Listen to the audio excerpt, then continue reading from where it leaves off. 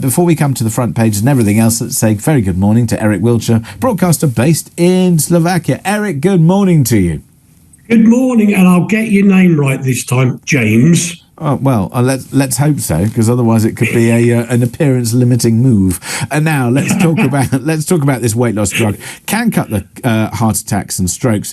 It's on today's Times front page. It's in all the newspapers. The results of this study. What do you make of this? Do you think that this is this great, fantastic advancement in science that means that we can all eat what the heck we like and then lose weight anyway? Or alternatively, that we're going down a route in which we become reliant on drugs. There are side effects, and maybe we should be teaching ourselves better diet and better, better self-discipline?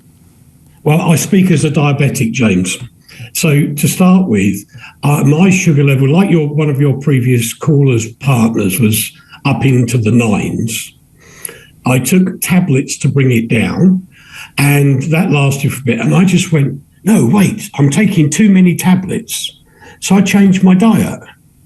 And now my diabetic doctor said, no, we're just going to label you in as secure due to diet. And my sugar level is around about 5, 6, and it's okay.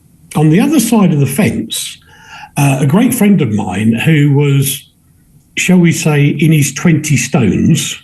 Wow. And he does eat well, he eats properly, and he had a problem. He took this weight loss drug, and in 3 months, he lost 5 stone. Good Lord. And this guy... Is it healthy to lose that amount of weight in that short space of time? Well, I would question that as well. I fully agree. But this guy, he just doesn't stop working. He's 75-year-old. He doesn't stop working. He's like your ultimate boss. He will never stop.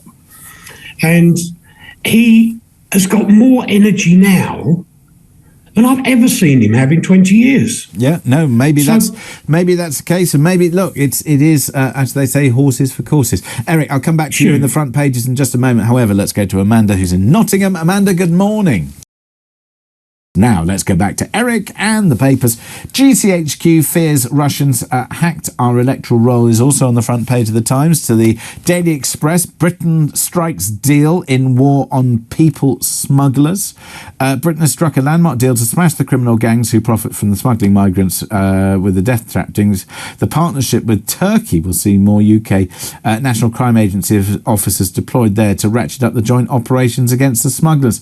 Eric, look, I mean, we're hearing every kind of comment from the government on this. The fact is, we've still got as many people coming over to the UK pretty much as we had before. Despite the rhetoric, we've still got people coming in their droves. You will have until the rhetoric turns into something that the ordinary people who are being conned, and they are being conned by these gangsters of people traffickers, actually get the message. London is not paved with gold. And you say that London is not paved with gold, but then, of course, compared to where they're coming from, it may very well be, or they may already have family members here. And the thing is that we assume that these messages get out and that they're going to say, oh, it's not a welcome place for us, or this or that.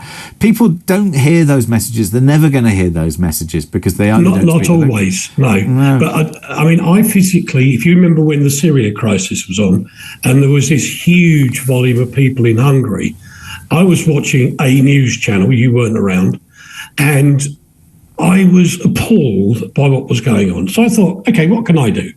I'll get a load of baby stuff, formula and stuff like that, go down to the border and try and help some people.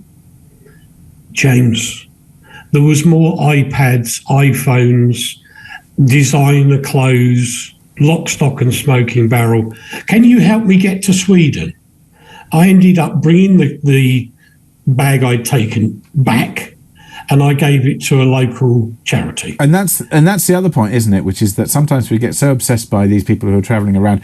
You know, if you're going to be able to find the £6,000 or whatever it is to cross the channel, exactly. You know, and then here we are, and we're saying, oh, they must have housing, and they must have food, and they must have all these other things. Anyway, Daily Mail, data breaches. The other thing I would add to that, James, is the other story that's running around about the people refusing to go on the barge at the moment. Well, we'll come to that in a second. Daily Mail says 2 data breaches that just defy belief. 1, details of more than 40 million voters exposed in cyber attack and electoral roll, and also security fears as every Northern Ireland police officer is published in error. That is the front page of the Daily Mail. However, to the barge on the front page of the Sun, as Labour and lefty lawyers moan about the cruel barge, the first arrival says that I like it. One of the first arrivals, Iranian Amir, tucked into a breakfast of eggs, cheese and bread on the Bibi Stockholm and said it's okay, I like it. I mean, this is the point, which is there are many people up and down this country who are struggling to feed themselves and house themselves, and it's hugely expensive. And here we are, we've got people who arrived from wherever, and if they haven't been processed yet, and therefore they're not allowed to work, funnily enough, the state has to pay for everything. It's bonkers. Absolutely.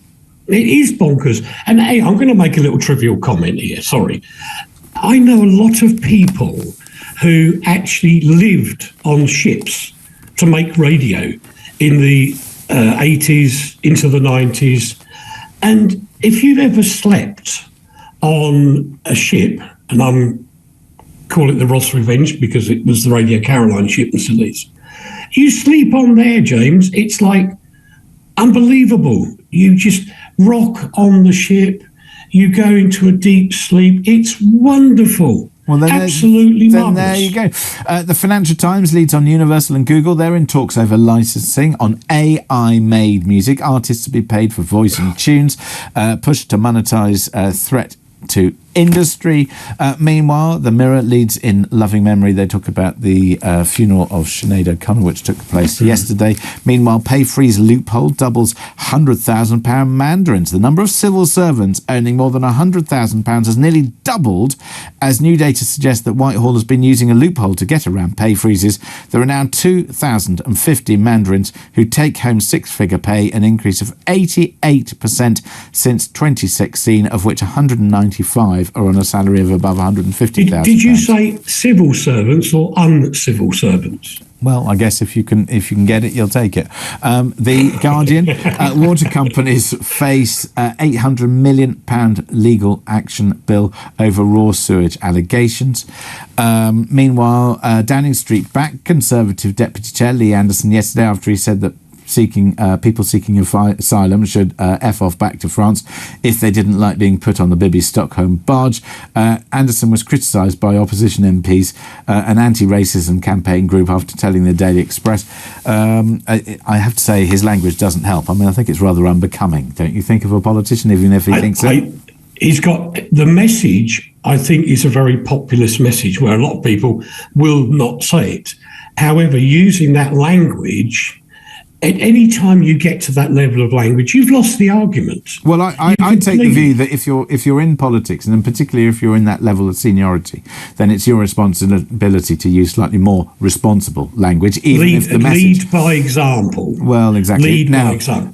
The Eye says weight loss jab can cut the risk of heart problems. The Daily Star, they didn't see that coming. AI replacing psychics, apparently. Inflation panic, says the City AM. It'll be over by Christmas. And the Metro cyber raid on 50 million voters. Right, those are the front pages. Eric, we will come to your stories next here on Talk.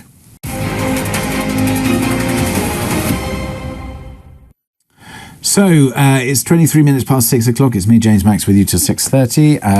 Kevin O'Sullivan with you very shortly. Meanwhile, let's go back to Eric Wiltsher and the stories from the papers. So let's talk about this. Amazon firms facing collapse. What's happening? Well, let me ask you a question, James, because you seem to know what you're up to. If you were going to start a business selling through Amazon, would you check out the payment terms to you? Yes, of course. I'd check out the payment terms to everyone who I work with. Yeah, exactly. So this story is a massive story in the Mail on sorry, I'll get there in a minute. This is Money, which is part of the Daily Mail. And this whole is a huge headline, massive headline. Amazon firms facing collapse as US giant holds back some of their proceeds for a week. They introduced this in 2016, not 2023, 2016. So why are they talking about it now? my point exactly. Why are these journalists wasting time on it now when it came in 2016? If you want to start a business with a giant like Amazon or Google or any of the other online services, for goodness sake, check when you're going to get paid. Check the terms. Okay, let's move on. Woman who sprinted away from pub without paying for meal, say plan was to call to pay later after a personal emergencies. Hit out at homophobic and body-shaming abuse. Wow. So what happened? Yeah, right. So apparently they had this massive emergency issue, and the two ladies ran out of the pub. Nobody had any idea who they were. The pub restaurant was very busy, and so the manager put the CCTV picture of the girls running, not walking, running across the car park.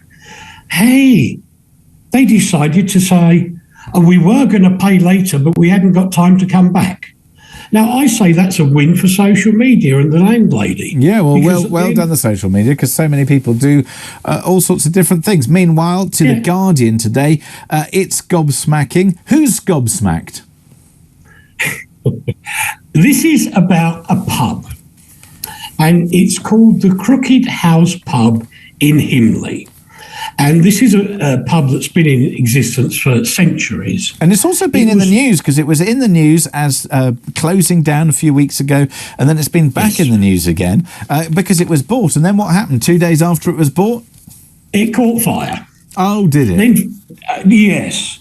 Then, funnily enough, the developers decided, because it wasn't safe, to knock the whole thing down. Flattened, gone, goodbye. Bless you. Thank you. But there is another side to this, James. This pub, maybe it just wasn't cutting it. It's the same old story. People moan. But did they ever use it before? Yeah, but that's not the point. The point is that you can't just buy something and then mysteriously, it burns down conveniently, just as the developers bought it, just in case they wanted to go and get planning permission for something. If you want to get planning permission, go through the proper means. I mean, I guess Absolutely. we're going to find out exactly what happens. Meanwhile, I must tell you about this story. It's in the Times newspaper today. Proof that some puddings are past it for younger diners, and I'm kind of not surprised here. Classic British desserts: spotted dick, Knickerbocker Glory and Treacle Tart are dying out because the under-35s believe they're old-fashioned. Researchers have said that many young people have never tasted them. You see, the thing is, I don't like any of these puds. 9 out of 10 aged under 35, I think they should be under 55. I don't know about you, but have you ever tried the Queen of Puddings? Do you know what that is? Yes. And I've also tried... Breadcrumb thickened egg mixture spread with jam and topped with chewy meringue. It sounds revolting. No, wait a minute. My home pudding, the Bedfordshire Clanger. What's that? It's made with suet pastry. Yeah. On one side, it's filled with jam, which is your pudding. On the other side, it's filled with meat and potato, originally designed like a huge stick. That's all wrong. No, it's beautiful. Eric, It's beautiful. And it was designed originally for you to hold the end of it, because you were a farm worker and you had dirty hands. You had the savoury bit. And then well, there we go. Meanwhile, Eric, we're out of time. Thank you very much indeed for joining us this morning. That's Eric Wiltsher, broadcaster based in Slovakia. Thank you so much for reviewing the papers for us.